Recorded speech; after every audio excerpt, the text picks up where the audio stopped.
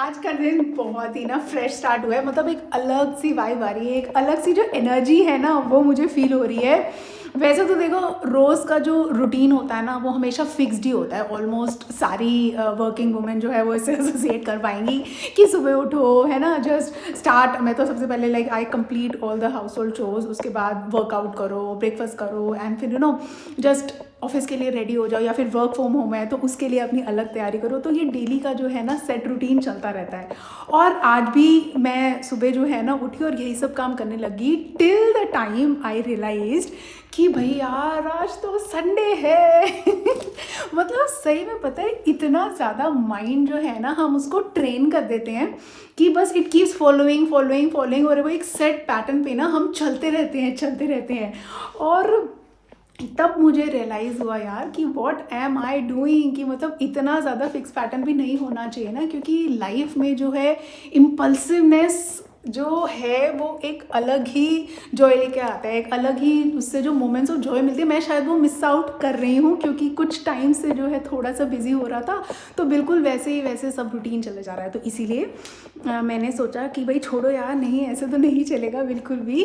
तो आज क्योंकि संडे है, वैसे तो ना मैंने पूरा कल बैठ के आज मुझे क्या क्या घर के काम सारे करने थे ना, क्योंकि ठीक है संडे है तो इतना ज़्यादा प्रेशर नहीं होता वर्क पॉइंट ऑफ व्यू से भी ना। तो मैंने सोचा था कि हाँ ठीक है, आज घर के जो है ना पूरे कामों की लिस्ट विस्ट बना ली थी कि ये करना है।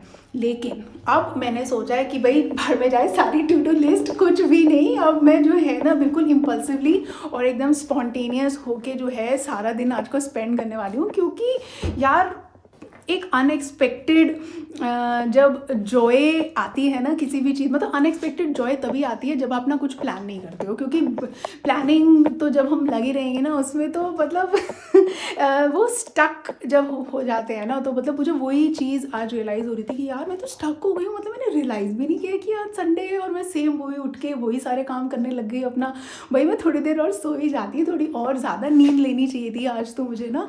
तो वो मतलब एक रियलाइजेशन मुझे हुआ, तो आई थॉट कि ठीक है मैं ज़रूर शेयर करूँगी आपके साथ भी ना। और वही आज का भी प्लान है। तो मैं तैयार तो हो गई हूँ पूरी की पूरी, ऑल सेट।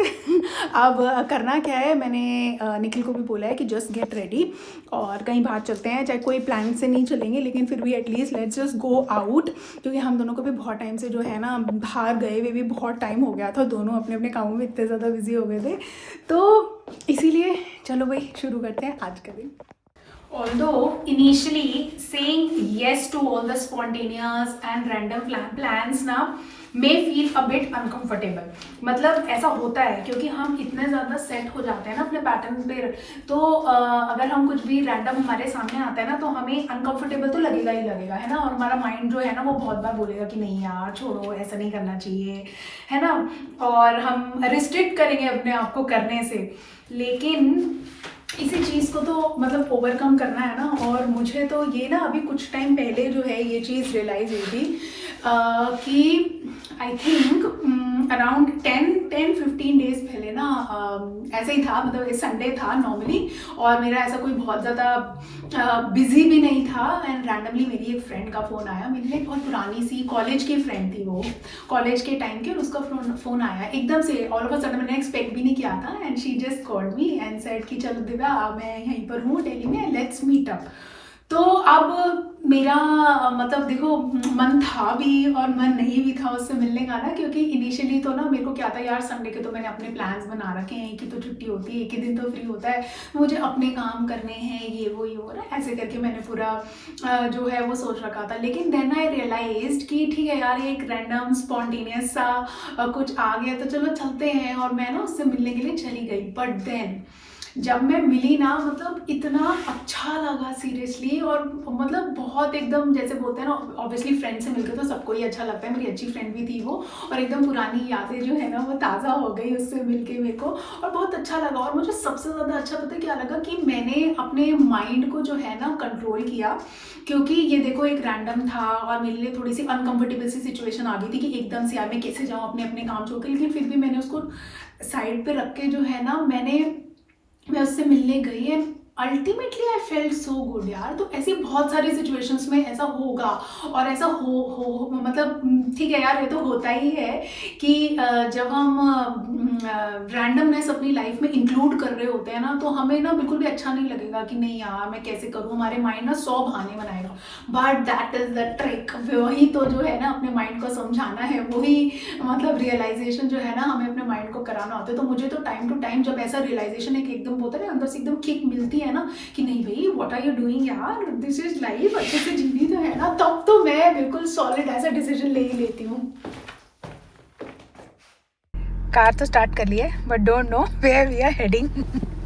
अनप्लान्ड चलते हैं कहीं ना कहीं लॉन्ग ड्राइव पे। तो तब तक निखिल जो है he is opening up the gate. मैं कार थोड़ी सी गर्म कर रही हूँ, अभी ये साइन आ रहा है, मतलब इंजन जो है ना थोड़ा सा ठंडा है। वैसे अच्छा है यार, सनी सनी सा वेदर हो रहा है। Let's go explore some good place. सबसे इम्पॉर्टेंट चीज़ होती है सेइंग येस, क्योंकि मोस्ट ऑफ द सिचुएशंस में तो ना हमारे मुंह से और हमारे माइंड से ना नो ही निकलता है। जब भी रैंडमनेस या फिर एक्टिंग ऑन द स्पॉट या गोइंग विद द फ्लो की बात आती है ना, तो हमेशा नो ही होता है, क्योंकि माइंड तो कहता है कि भाई ये चीज़ नहीं करनी है। लेकिन मुझे ऐसा लगता है कि जब हम येस कहने लगते हैं ना सारी चीज़ों को, या स्पॉन्टेनियस एडवेंचर्स को, या लाइफ में जो भी स्पॉन्टेनियस वो ऑफर कर रही है उन सब चीज़ों को ना, तब उसके अलग ही मज़े होते हैं, है ना। तो अभी आपका कोई व्यू पॉइंट है इस पे? I have always been go with the flow guy. हाँ, निखिल तो हमेशा ही वैसे गो विद द फ्लो जाता है, बट अब मैं भी ये चीज़ ना अपनी लाइफ में इंक्लूड करने लगी हूँ। एंड आई हैव रियलाइज्ड कि this is the best thing one can implement. और अभी हम निकल तो चुके हैं, सोच रहे थे लॉन्ग ड्राइव पे जाएंगे, लेकिन जैसे ही पहले ना मैं ड्राइविंग सीट पे बैठी हुई थी, तो ड्राइव के लिए निकले ना, तो मेरे माइंड में सेट पैटर्न था ना सारी रोड्स का, तो मैं ना राइट टर्न हो रही थी उसमें भी। बट देन निखिल ने मुझे बोला कि नहीं आज लेफ्ट चलते हैं, हम दूसरी जगह पे चलते हैं, और उस साइड में मुड़ी। मतलब इतना ज़्यादा माइंड जो है ना वो हो जाता है चीज़ों को लेके कि मतलब बिना प्लान के भी निकले हैं ना अगर हम ड्राइव पे, तब भी वो उसी डायरेक्शन में जा रहा है कि जहाँ हम डेली रोड्स पे जाते हैं ना वहीं पे जा रहा है। लेकिन बस अब निकल तो गए हैं, अभी देखते हैं हम किस साइड जाते हैं। Maybe we'll head towards beer, या फिर बीच में अगर कोई अच्छा स्पॉट मिल गया तो हम वहीं रुक जाते हैं। So let's see.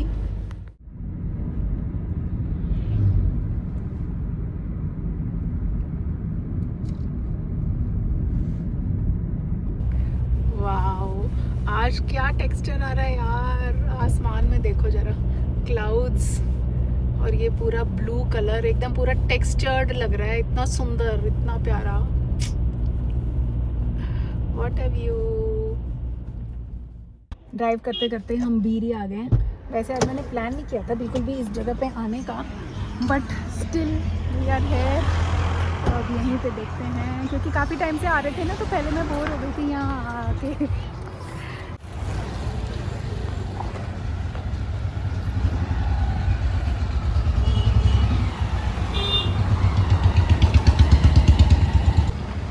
सबसे पहले गोलगप्पे ट्राई करेंगे। ट्राई क्या, ये तो हमने पहले खाए हुए हैं और हमेशा ही खाते हैं हम इधर से ना इन भैया से, और बहुत टेस्टी भी होते हैं ये। लेकिन आज बहुत दिनों बाद हम खा रहे हैं। मेरा भी खट्टा मीठा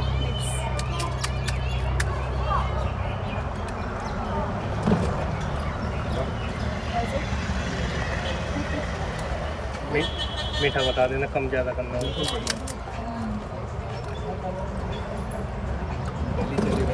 अच्छा है, आपके गोलगप्पे नहीं खाए। दिल्ली में मिस कर रहे थे, दिल्ली में सूजी के मिलते हैं ना ज़्यादा, आटे के नहीं मिलते। आप दिल्ली से ही है? हाँ, मुझे तो आटे के ही बहुत अच्छे लगते हैं।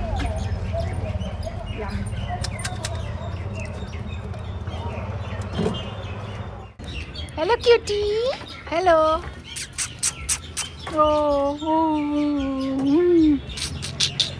यहाँ सारे furry furry cute cute dogs होते हैं।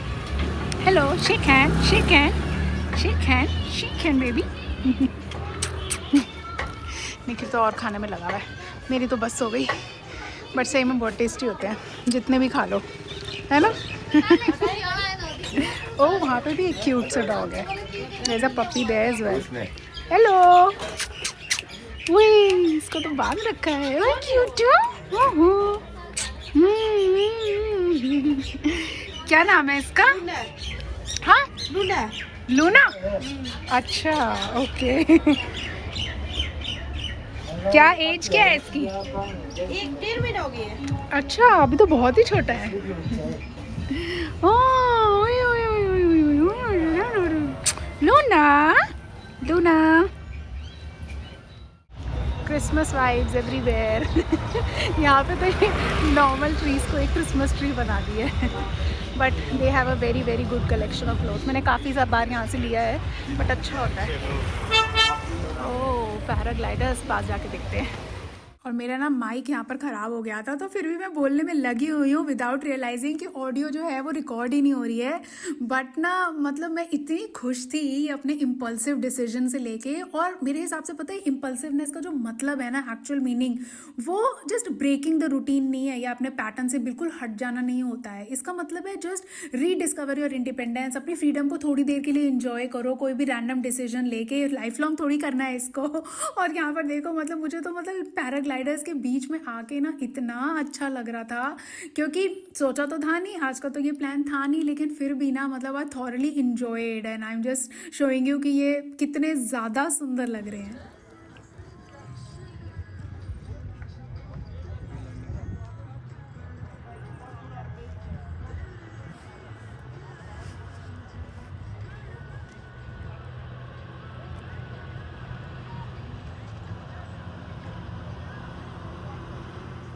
वैसे तो अभी हर जगह ही क्रिसमस वाइब चल रही होगी, लेकिन बीर पता है जब भी आओ ना एकदम कार्निवल जैसी फील आ जाती है यहाँ पे। और यहाँ पे ना सबको ऐसे ड्रेसेस पहन के पिक्चर्स क्लिक करवाते देखना मेरा भी मन कर गया कि चलो मैं भी ये चीज़ ट्राई करती हूँ, क्योंकि मैंने पहले ऐसे कभी किया नहीं यहाँ पर आके ना। और सीरियसली मतलब आई हैव लर्नड कि मतलब जब भी हम ऐसे ये अनएक्सपेक्टेड चीज़ों को एम्ब्रेस करते हैं ना with full open heart, with full happiness, तो हमें अंदर से इतना ज़्यादा अच्छा लगता है ना। लाइक मैंने एकदम ही डिसाइड करा कि नहीं भाई चलो मैं भी ये ड्रेस पहन रही हूँ, मैं भी ये ट्राई कर रही हूँ, और मुझे बहुत अच्छा लगा। पता है ये आउटफिट ओवरऑल जब मैंने पहना ना, क्योंकि वैसे मैंने ऐसा ना कभी पहना नहीं है, कभी ट्राई नहीं करा था, तो when I was just wearing it, एक ऑटोमेटिक जो स्माइल थी ना मेरे फेस पे, देखो आप देख भी सकते हो कि थ्रू आउट जब तक मैं ये पूरा आउटफिट पहन के रेडी हो रही थी ना, मेरे फेस पे वो स्माइल मेंटेन रही। So this is what happens when we just embrace all the unexpected things in life, कि लाइफ जो भी ऑफर कर रही है ना बस वो हैप्पीली हैप्पीली एक्सेप्ट करते जाओ और बिना ज़्यादा ना सोचो मत। और ये दीदी ने मेरी बहुत हेल्प करी थी यार, ये ज्वेलरी वगैरह पूरी पहनने में ना अच्छे से, और फिर इसके साथ पूरी बेल्ट लगा के। एंड इनफैक्ट जो ये अभी मुझे ना सर पे वो हेड गियर लगाने को बोल रही हैं, तो मेरी हेजिटेंट हो रही थी पहले कि लगाऊं कि ना लगाऊं, लेकिन फिर ना उन्होंने मेरे को थोड़ा सा फोर्स किया कि हाँ ठीक है आप लगाओ, वो बहुत अच्छी लगेगी। और ओ माय गॉड सीरियसली जब मैंने वो लगाया ना तब तो मुझे बहुत ही अच्छा लगा, मतलब उसको लगा के एक अच्छा कंप्लीट सा डिफरेंट लुक आ गया मेरा पूरा ना, और मैं इतनी खुश हो गई और पूरा का पूरा अपना कंप्लीट अटायर देख के ना, कि बस उसके बाद तो मेरा टॉल रुक ही नहीं रहा था। मतलब मैं टॉल पे टॉल जो है ना वो करी जा रही हूँ बिल्कुल, like I was just in my zone, I just enjoying completely. और ये पैराग्लाइडर्स के सामने तो इस टाइप का ऐसे पूरा जो डांस मूवमेंट हो रहा था ना करके, जो बहुत ही मज़े आए थे सीरियसली। तो इसीलिए मैं भी मतलब अपने सारे के सारे जो भी व्यूअर्स हैं ना, मैं आपको चैलेंज बोल दूंगी कि just say yes to all the spontaneous thing this week यार, and just share your experience with me in the comments.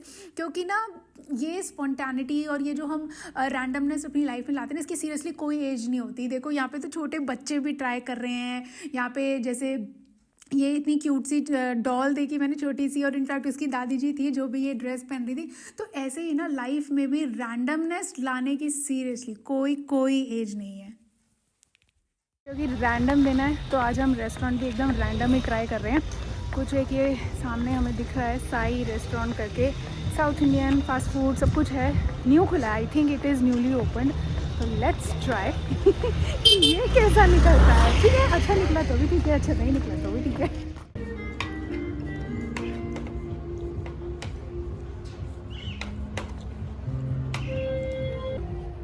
I want to try idli.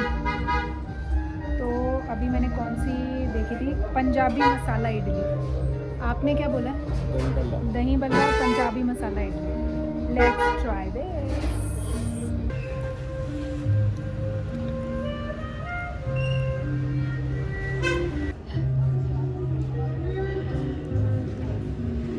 Your food is here. Punjabi masala idli है।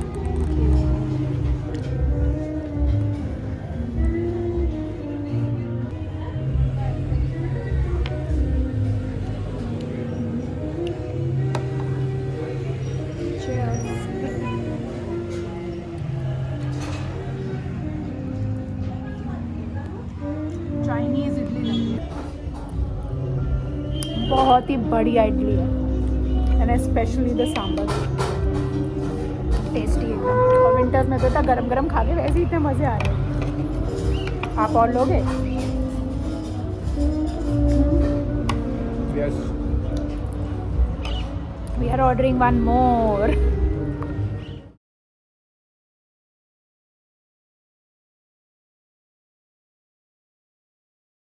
कल तो मैं बहुत ज़्यादा बातें नहीं कर पाई थी क्योंकि एक तो मेरा माइक ख़राब हो गया था, और ऊपर से ना बाहर इतनी ज़्यादा नॉइज़ होती है कि अगर मैं कुछ बोलने की भी कोशिश कर रही थी ना तो एक्स्ट्रा आउटसाइड नॉइज़ ज़्यादा आ रही थी, और मेरा बोलना जो है वो बहुत ही आ रहा था। इसीलिए आई थॉट कि चलो छोड़ो, घर जाके जो है मैं आपसे अच्छे से बातें करूँगी। I just captured all the B rolls, और सारी की सारी जो भी हमने चीज़ें करी वो तो मैंने कैप्चर कर दी थी अच्छे से। लेकिन एक बहुत इम्पॉर्टेंट चीज़ जो है ना, जैसे जिसके बारे में मैं कल भी बात कर रही थी, उसी को मैं कंटिन्यू करना चाहूँगी। लाइक स्पॉन्टेनियस होना या फिर रैंडमनेस अपनी लाइफ में आना, इसका सबसे बड़ा इम्पैक्ट मेरी लाइफ में क्या आया है ना, like I have realise that I have conquered my fear because of this. क्योंकि मैंने ये चीज़ अपनी लाइफ में इंक्लूड करी है ना, तो देखो हम क्या होता है ना, हम एज अ वुमेन और मैरिड हैं, वर्किंग हैं, तो वैसे हम बहुत पावरफुल होते हैं, we are very strong enough to deal everything. But deep down inside our heart ना एक हमेशा डर रहता है, because we play a variety of roles. तो हमें होता है कि नहीं यार, हमें सारे काम करने हैं, सारे काम टाइम पे करने हैं, वो ही बात होगी कि एक चेकलिस्ट के हिसाब से जो है ना वो सारी की सारी चीज़ें करनी ही हैं।